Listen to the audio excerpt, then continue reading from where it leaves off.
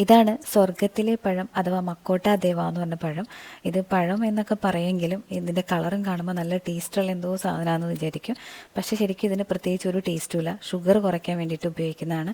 നല്ല ഫലമുണ്ട് ഇത് കഴിച്ചിട്ടെന്നാണ് എല്ലാവരും പറഞ്ഞു കേട്ടത് കേട്ടോ. അപ്പോൾ അതുകൊണ്ട് ഞാനൊരു വീഡിയോ എടുത്ത് കാണിക്കാമെന്ന് വിചാരിച്ചു. അപ്പോൾ ഇത് ചെയ്യുന്ന ഒരു രീതി എന്ന് പറഞ്ഞു കഴിഞ്ഞാൽ ഇതിൻ്റെ കായ ഉള്ളിലെ നമ്മൾ കട്ട് ചെയ്ത് എടുത്ത് കുത്തിക്കളയും. എന്നിട്ട് ഇതാ ഇതുപോലെ നമുക്ക് ഇഷ്ടമുള്ള രീതിയിൽ കനം കുറച്ചൊക്കെ അരിയുക. പിന്നെ ഇതിന് കട്ട് ചെയ്യാൻ വേണ്ടി ഈ ഒരു കുഴി പോലെ ഭാഗത്ത് കട്ട് ചെയ്യുമ്പോൾ പെട്ടെന്ന് തന്നെ കട്ട് ചെയ്യാൻ പറ്റും കേട്ടോ. അല്ലാതെ ഏത് സൈഡിൽ നിന്ന് കട്ട് ചെയ്താലും കുറച്ച് പാടാണ് കട്ട് ചെയ്യാനായിട്ട്. പിന്നെ ഇതിൻ്റെ ഈ കായുണ്ടല്ലോ, ആ കായ് നമ്മൾ മുളപ്പിച്ചാണ് തൈകളുണ്ടാക്കി 1 വർഷമൊക്കെ കഴിയുമ്പോഴത്തേക്കും നട്ട് 1 വർഷം കഴിയുമ്പോഴത്തേക്കും കായ്ക്കും കേട്ടോ. പിന്നെ നല്ല ഇതുപോലെ നല്ല റെഡ് കളർ വന്ന് കഴിയുമ്പോഴാണ് ശരിക്കും ഇത് പറിക്കണത്. പിന്നെ ശരിക്കും ആപ്പിൾ പോലെ തന്നെ മരത്തിൻ്റെ തണ്ടിലാണ് ഇട്ടുണ്ടാവുന്നത്.